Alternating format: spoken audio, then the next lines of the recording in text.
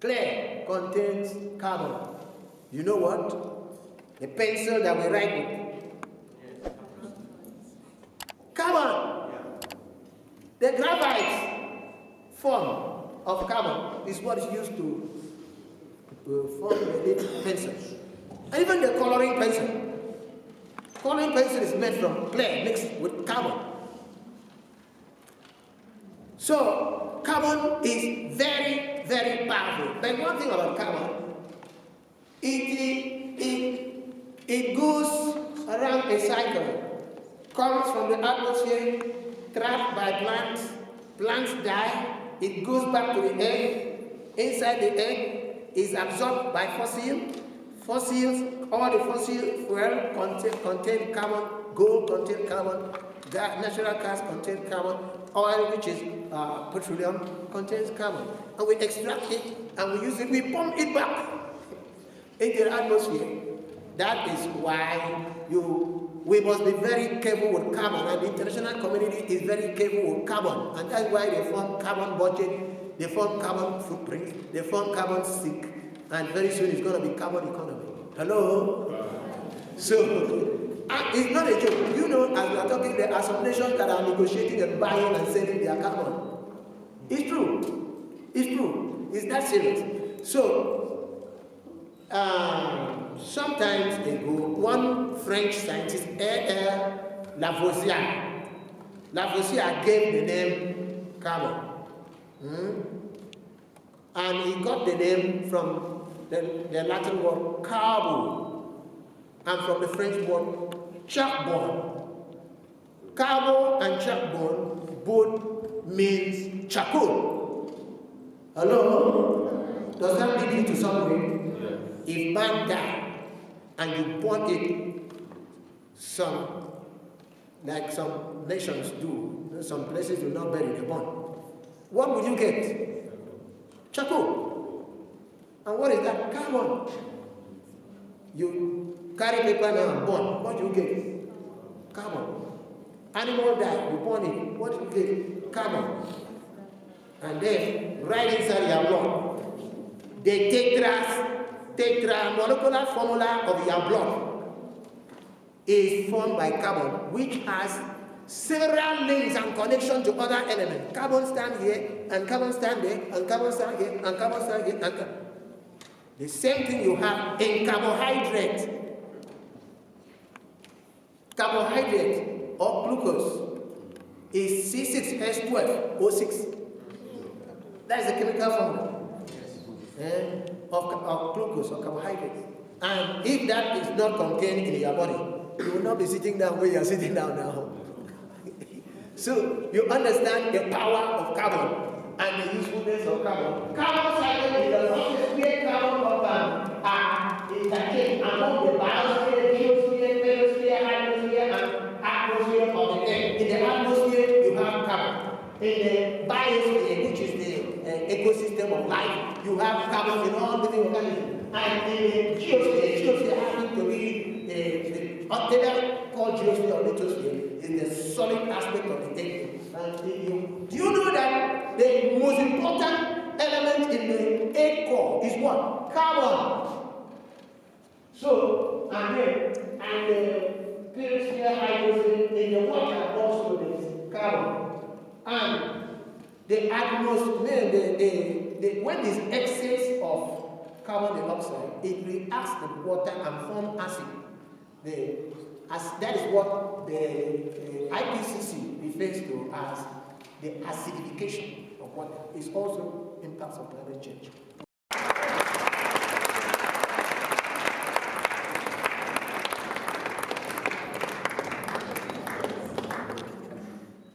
So upcycling is, I think, first of all,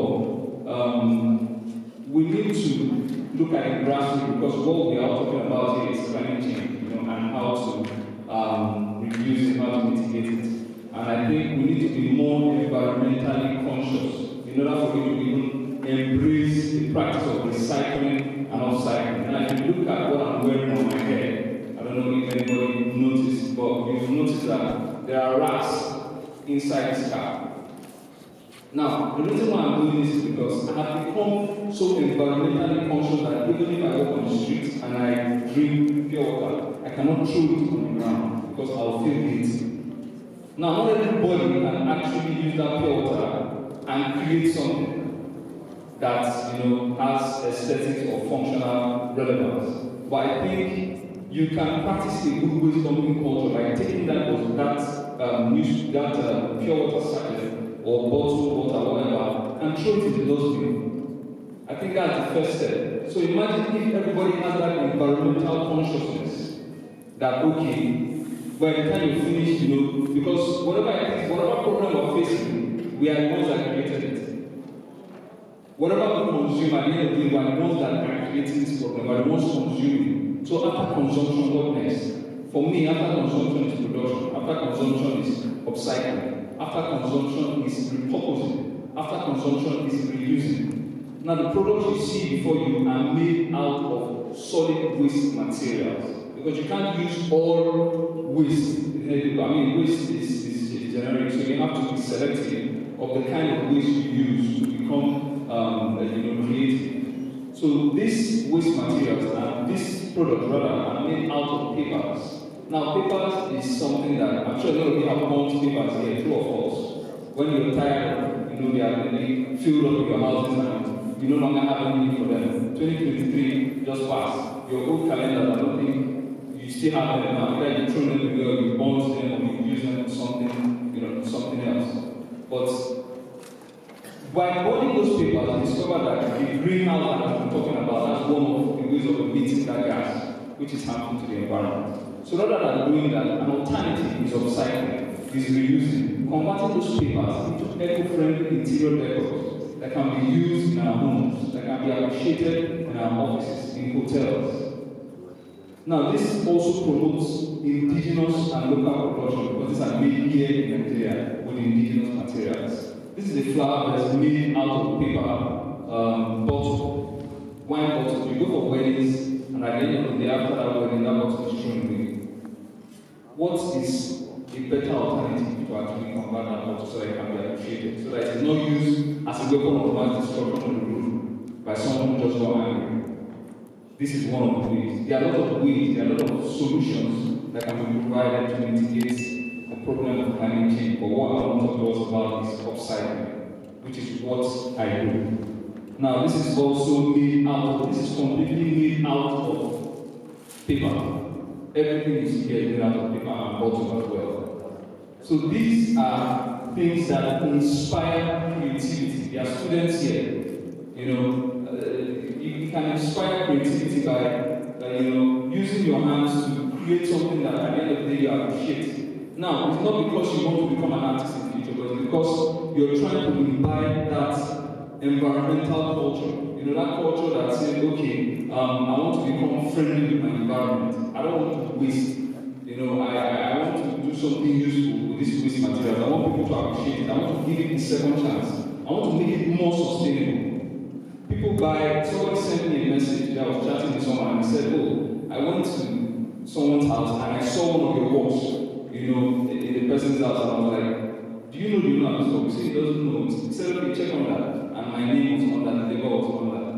So it gives me joy that over time I have been able to impact that knowledge and create that awareness to the point where people even have products made out of waste materials in their homes. So it's a good practice that I would also urge a lot of us here to go into, because like I said, for the children, it inspires creativity. It helps them to become more environmentally conscious. In your schools, there are a lot of waste that you go, generate every day. But if you're able to select, you don't just scatter them anyhow. You have like a recycling bin where you throw most of this waste. At the end of the day, they have to be creatively used. They are used. If not, they are taken carefully and thrown in the dustbin. That's the essence of this initiative. That is why, first and foremost, before I started presenting my paper, you heard me appreciating the organizers of this conference, this summit on climate change, because there's not a long fast rule. There's no silver bullets.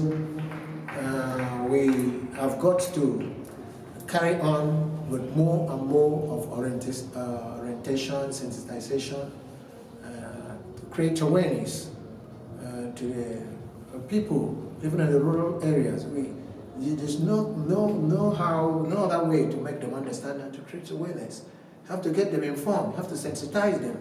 That's why such initiative as this organization, these organizers are doing here, is quite good. That's why when they sent invitation to me, I suspended some other stuff and decided to fly down to Abuja to present a paper here and enlighten people, sensitize people, because that is the essence of my training from the United Nations Institute of Training and Research, is to enlighten people, to be resources, to talk, sensitize people, create awareness, and let the populace, the masses, understand that, for instance, the issue of climate change. We don't have any other thing as threatening in this 21st century like climate change.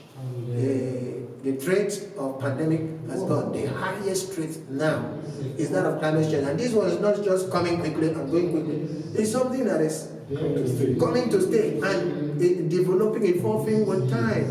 The paradox of it all is that we, the people that feel it, we are also the people that are responsible for it. So that is why the awareness must be carried along from international communities to the national, from the national level to the municipal government, from municipal down to the grassroots. The awareness must be carried along. What we've done here is just a tip of the iceberg. More serious business is required. So, are you satisfied with the zest, with the quest of the federal government and the Ministry of Health? I want to say that I'm not. I like to be very straightforward, very frank, and very raw. I have seen the picture of the president, that of the federal minister of environment, that of the minister of the capital city. I saw the picture, I saw the advert with their pictures before I even came. So I was thinking they are going to be here. And even if they are not here, send heavy representation. And they are going to team up with the organizers and then boost the conference. In fact, this is not even a thing that an individual person or private entity should carry on his or her head alone. It's something the government should give a lot of backing. The government should be seriously involved. A lot of national governments are doing a lot of things. And even looking for platforms like this that could partner with the government so that they would come out and mobilize the masses. These things are realities. The impact of climate change is real. It's happening all around us. And the impact, the risk, might not be felt temporarily right now in contemporaneous times. It might be felt slightly now, but it's evolving with time. If something is not done about it, it gets worse with time. That is why government should get involved. I have not really felt the pulse of the government in this, because if the pulse of the government were to be filled, you will find government representation here. And you'll find government support here. It's okay. Thank you very much again. We really enjoyed it. Fake Thomas. Arua Samson is my name. I work with the National Space Research and Development Agency, Abasanjo Space Center. I actually work with my director, Dr. Matthew Adekoju, the Strategic Space Application Department of the Space Agency. You're welcome, sir. You've just been honored,